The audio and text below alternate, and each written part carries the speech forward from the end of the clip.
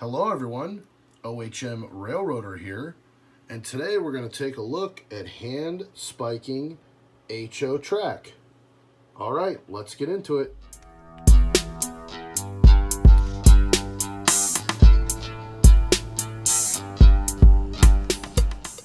Alright, so today we're going to learn about hand spiking and hand laying HO track, and we're going to start with the ties.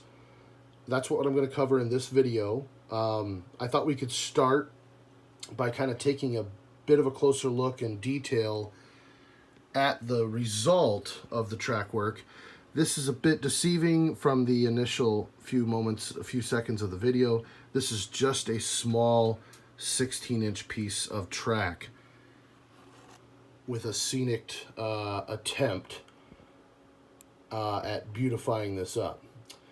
But this accomplishes my goals for what I'm trying to learn with spiking track, and I am by no means an expert. I am a practicing apprentice and learning everything that I can. I'm having successes, failures. I am messing things up, but I'm learning and having fun. And I thought that I could at least share some of the concepts that I've learned and have put into practice and contribute something to the hand laying community that might be people that might be interested in getting into this, what's involved. This is kind of accomplishing what I'm looking for at the moment, where I'm at with my track, hand laying track journey, so to speak. There's a lot of room to go, and I'm kind of at the lower rungs right now, but this is what I've got going on. This is very cheap materials to get started for what I've got in place here. This is Code 100 Atlas snap track that I just ripped off the plastic ties.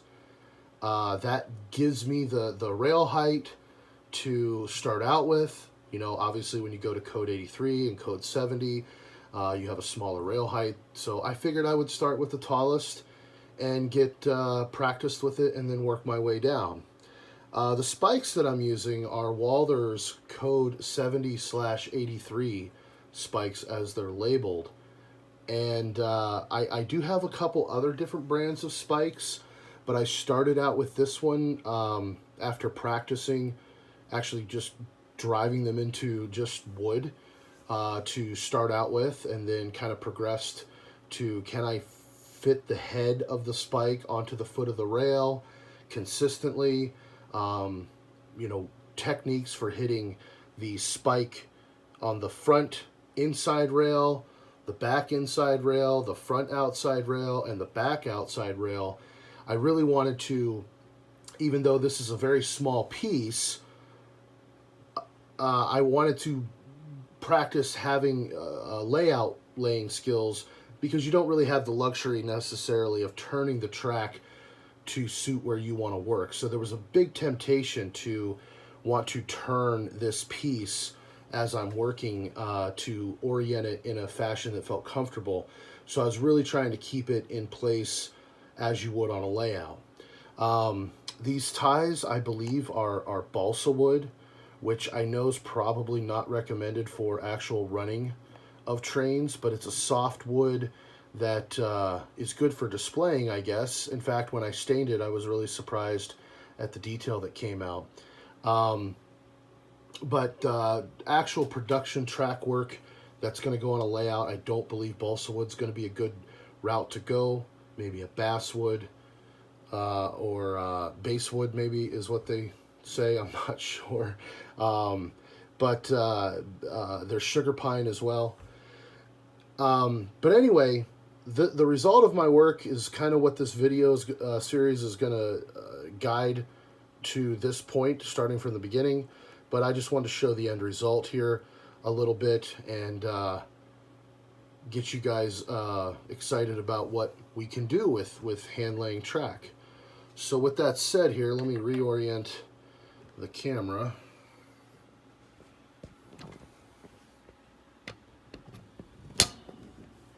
And I want to talk a bit more, I guess, about track work, hand laying in general. It's not for everyone, and I still don't know if it's 100% for me, but I really like the experience of it. I like to learn, and you kind of get into a zen-like state when you're really going along and spiking. So what you just saw there was a completed or a mostly completed scenic portion of basic testing track work that I put together. Prototype, experiment, whatever you want to call it. But this represents pretty much the woodwork that is below all of that. This is where the actual railroad ties are going to lay. This is on 1 3/8. I'm not sure how thick it is, but it's lattice. In the dimensional lumber world, they call this lattice board, and I'm able to pick this up at my local lumber yard. Beneath it is just a quarter. I'm sorry, not. It's your basic Luan sheet, which is very cheap material. For the 4x8 sheets overall, I think it's like $12, $13 where I'm at right now. And the reason why I've got that here, well, our club layout actually lays the track in a similar way. They use the lattice board and then a piece of Luan underneath, but beneath that they use a kind of a open spline structure, not a hard wood. Maybe, oh, actually plywood. In some sections there is plywood, so I guess it is pretty much a good representation there. But the reason why there's the Luan here is the spikes that I have actually go through the lattice, the tie, the lattice, and then they want to go beneath that. So I don't want to have it on try to penetrate the wood of the base here. The Luan is a soft wood that allows the spike to still penetrate through and grab, but and it's strong enough to hold the spike.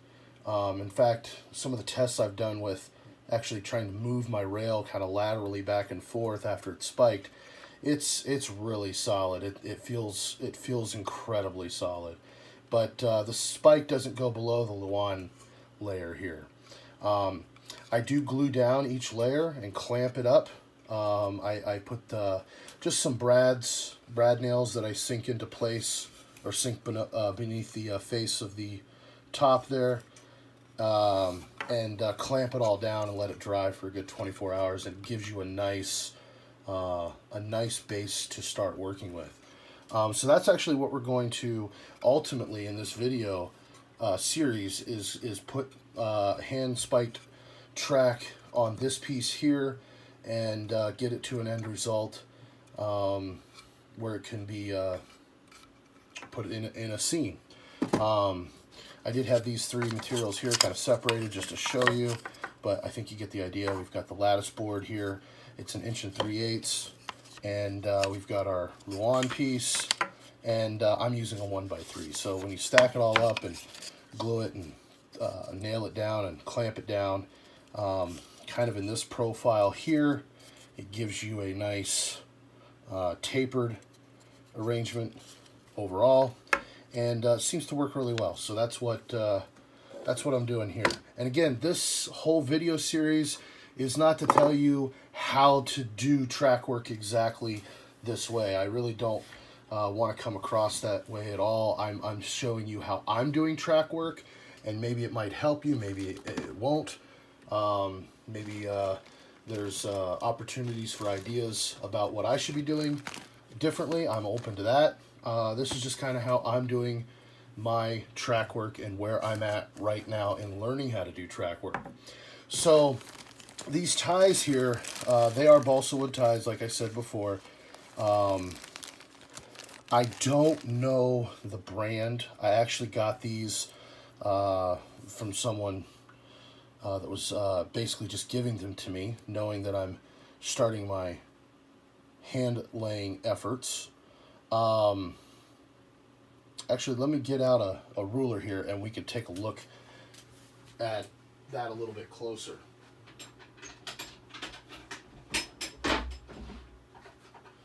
All right, so I have one of these great General number 1251 model railroad reference rule. And if we go ahead and start at 0 here, looks about 8.5 feet long in HO scale. I think ties on most prototypes are like 7 by 9 inches by 8 foot 6.5 inch or 6 inches, something like that. These ties, you know, looking at this, they're about a foot, so they're not prototype looking ties, which is okay. I'm just kind of experimenting right now, and they work for me. So where I'm at right now, these ties are perfect. I think they look great for what they are. So I'm gonna set these aside here real quick. A lot of people like to use or make jigs, and I'm not against that. You know, for what I've got going on here, I don't have a jig per se. I'm just kind of laying them down on the ruler and by hand and just kind of eyeballing it and seeing what looks good. So I'm actually gonna lay down some tape here. My piece that I'm working with is 18 inches long, so the way the camera's oriented, I'm just going to kind of start here at 10 inches and work to 28. So we'll kind of use that as our base point. I'm going to tape this tape down, tape the tape, and get it nice and tight along here so that it doesn't want to move around. Okay.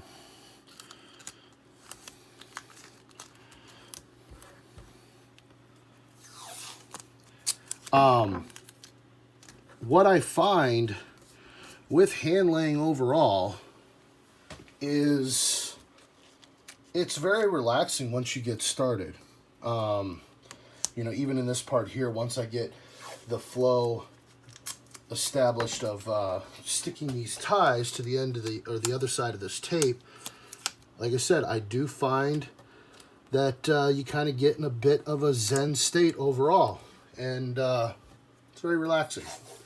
I'm taping this up so that I can see the 1/8 inch lines, and the way I'm actually going to start laying these, let's get some of them out here. You know, like I said, you can do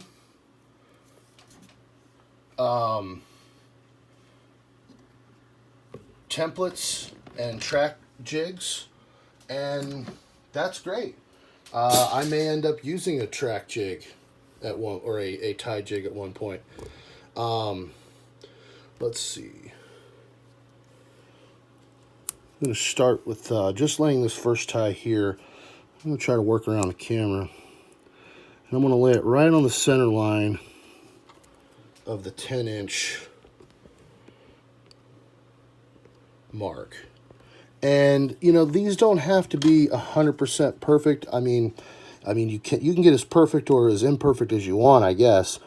But I'm going to lay these on the center line of each 1/4 inch mark.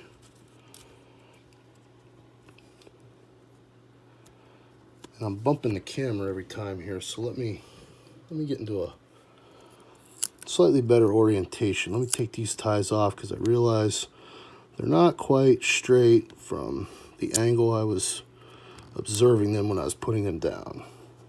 Okay. That looks a little skinny.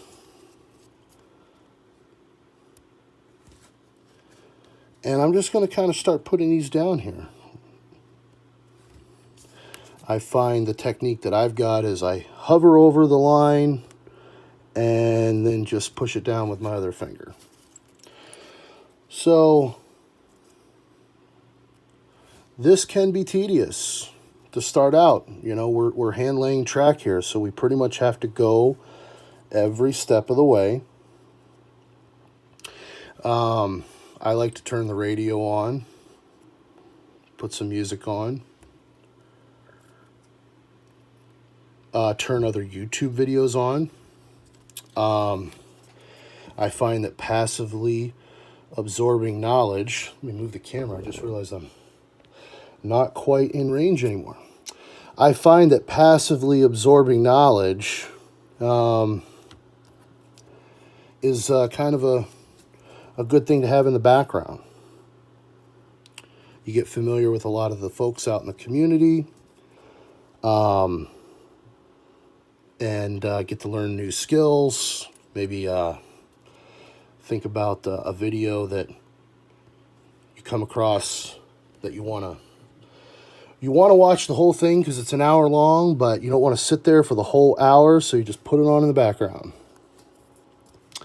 And looks like I'm about 4 inches covered here. That looks like a really short tie compared to the others, so we're going to push that off to the side. Now, if you notice, like I said, I'm not 100% lined up. You know, you can get, like I said, as perfect as you want with this, or as imperfect. You can put a marked ruled line down and follow that exactly. I know the tie jigs usually allow you an opportunity to straighten up using a ruler. After you put the ties in, you can grab the ruler and just kind of really just straighten everything up. And those look great too. But for this here, we're just going to kind of freehand it.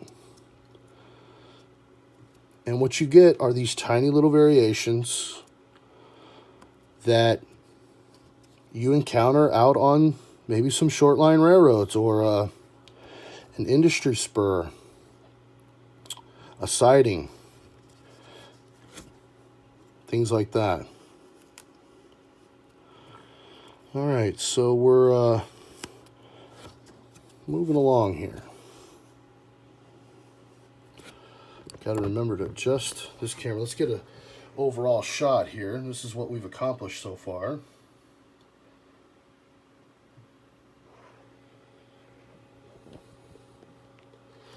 All right, we're just going to keep on moving here.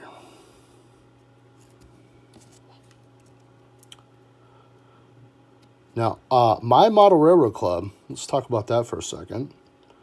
My Model Railroad Club has been building its current layout in HO since 1994, I believe. And we have all of our track, including industry sidings, is all hand laid. We have a very large main line for most layouts. It's about, I think, 16 scale miles of double track main. And they're all hand laid. Oh. Everything has been hand laid and spiked every tie. And I know that's a key distinction, I guess, from most club layouts that do hand lay. Spiking every tie has been something that we've strived to do. Rick Jones is the primary craftsman, as I like to say, because you're really crafting and building, and it's engineering. I mean, our club prides itself in having some precision behind our track work, our turnouts as well. Our turnouts are hand laid, and they're laid in place, meaning we're not templating off the layout and then transferring to the layout. We're actually building the turnouts directly in place. I think I got that one somewhere. I got a little off center here in the last few ties. Let's take a look. I think it mostly has to do with the way, let me move the camera here. I got to fight this camera a little bit. Okay, so let's get that put back in. Put that down. I think we're about back on track. Yeah, I think we're good. I do try to be fairly perpendicular to the ruler overall. Here's another shot of where we're at.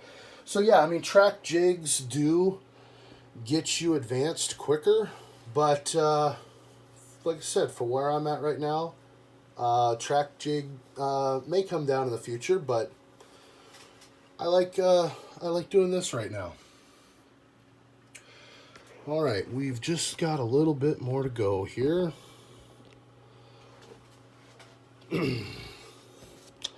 And the color of these ties is actually going to come out a bit darker. I've got stain, Minwax 2716 actually. It's a dark, very dark color, and it's what our club uses. So I don't know of any other staining techniques or stains in general for ties. But, and I'm not sure even how these ties were stained. They're obviously pre-stained. They have something on them. When we actually put these down, before we stain them ourselves, I actually give them a light sanding on top just to kind of ensure that the tiny little irregularities, just to give it a good consistent height, I guess. Just a very light sanding, and that does seem to take the color off of the ties until I stain them. But all right, we're just moving along here.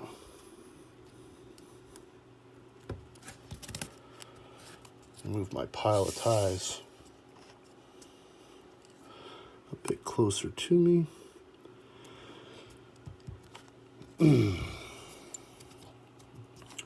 I'm not even really sure how many ties this will end up being or how many I've laid. I've already lost track of what I'm doing. I'm zoning out a bit.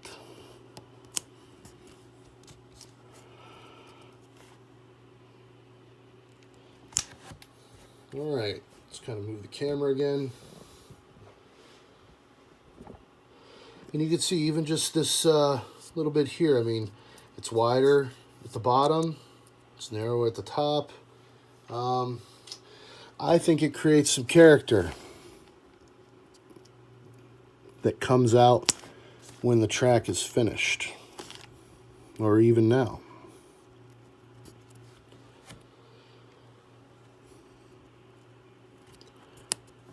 All right, just a few more to go. That's I can't see underneath that tape. Okay, that's 27. So I see the end here.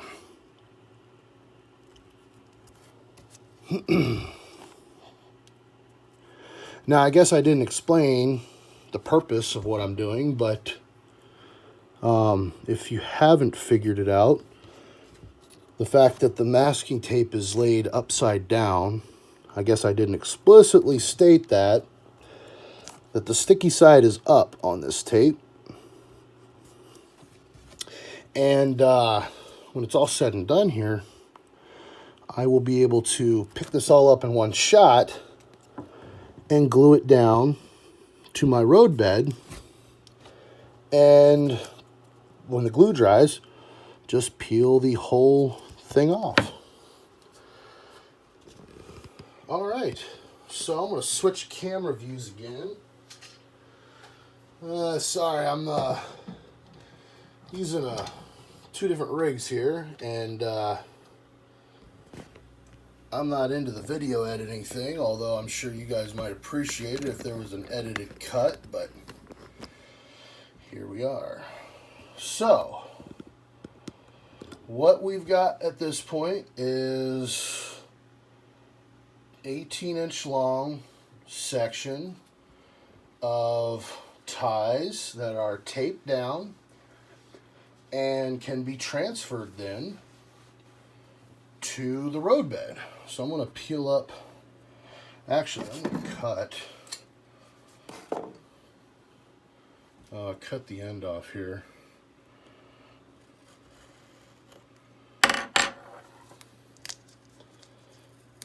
Side, and then I'm going to cut out, because I need, of course you can't see what I'm doing right now, but I'm cutting off the other end. Alright, so we have a fully taped down piece. I'm actually going to flip it over and down, just going to kind of press the tape on there real good. Now the tape's obviously not centered on there, it's kind of a randomized thing, but let's put it up against the straight edge here and see. I don't really see, I see a couple ties that I could probably get a little bit better. But overall, you know what? That's what it is. I'm going to call it good. So the next part here, let me set that off to the side, is we're going to work with our road bed. I'm actually going to take up this temporary ruler here. Give me just a second.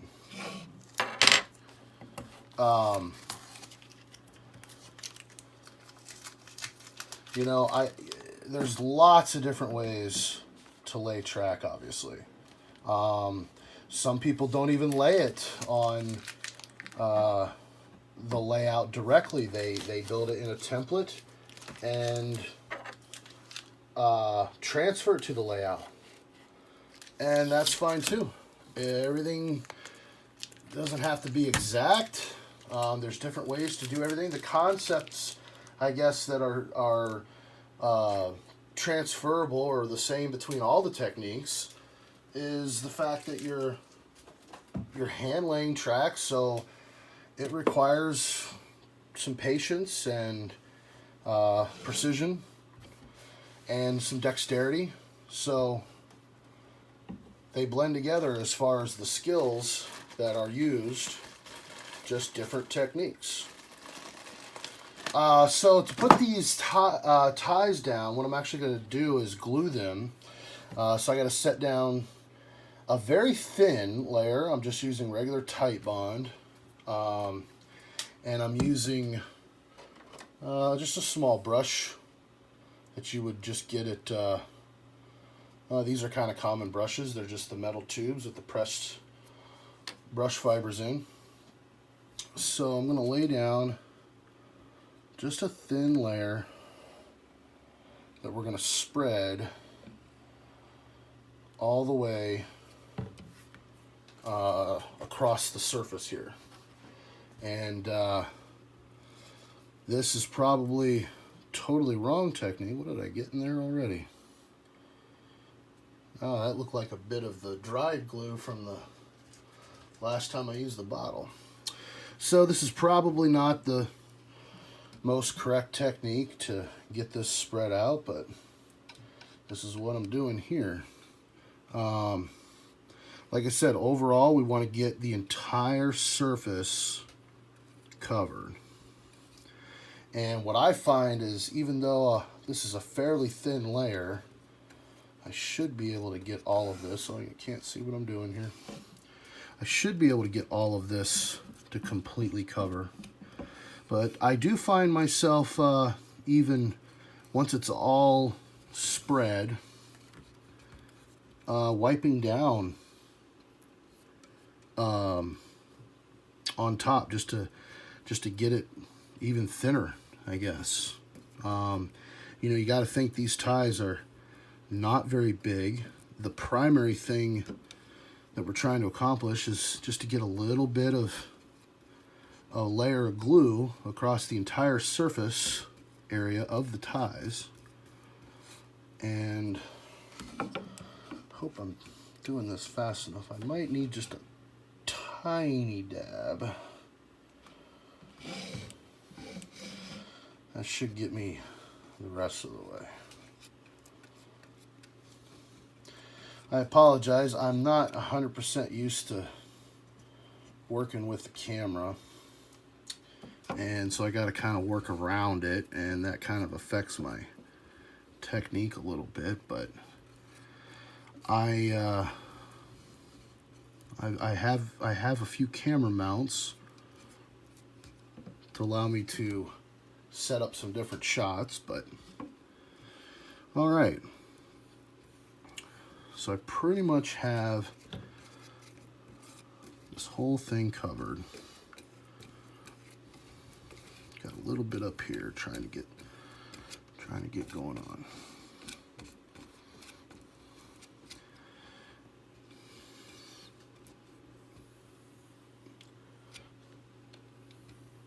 All right. I don't know how exactly that's translating with the camera, but I'm going to wipe down real quick. Hopefully this towel doesn't stick too much. Just give a quick wipe. Like I said, when you're hand spiking, that glue layer can really be an enemy that I've found. So much so that, you know, for the first time I started spiking, I had to pre-drill a lot of holes. And I found that I did put the glue on a little too thick. And since then I've been putting it on probably too thin, but it feels all right once it's dry. So that's what we're doing right now. All right, so the ties, I'm actually going to switch. Let me see here. Can I get this all in one shot? I don't think I can. I just don't have the room for what I'm doing here, and I need both hands to do this, so let me set this up. I guess I'm pretty much doing the same thing on the other end too. I'm holding down and stretching straight. Now I am going to stand up here because I'm looking top down right now just to make sure I'm putting this on nice and mostly down the center. And that looks all right to me. I'm just going to kind of spread this out. And I'm going to tape. That little bit of tape that's on the ends is not going to be enough for what I'm doing on each end, so I'm going to make me a longer piece. Give me just a second. All right. And then the same thing down here. You'll get to see what I was doing.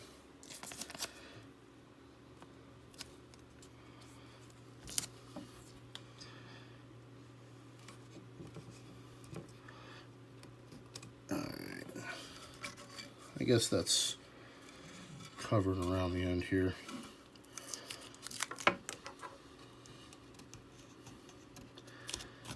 All right, I'll put this down. Kind of wrap it around the end here. Okay.